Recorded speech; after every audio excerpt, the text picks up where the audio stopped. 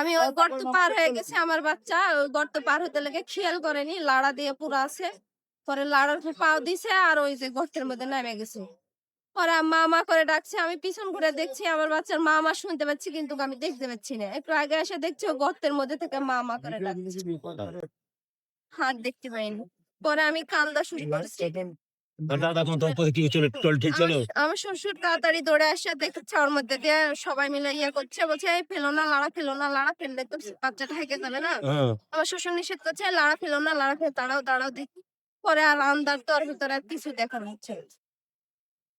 দুপুরবেলা আমি আমার বাচ্চাকে নিয়ে আসছিলাম, এখানে টলি ছিল, মাটি নিয়ে আসলো, দিয়ে টলি পুঁতে গেছে। আমি আমার বাচ্চাকে বলছি চলো আব্বু আমরা টলি দেখে আসি, ওখানে পুঁতে গেছে, মানে ওর দাদাও আছে এখানে।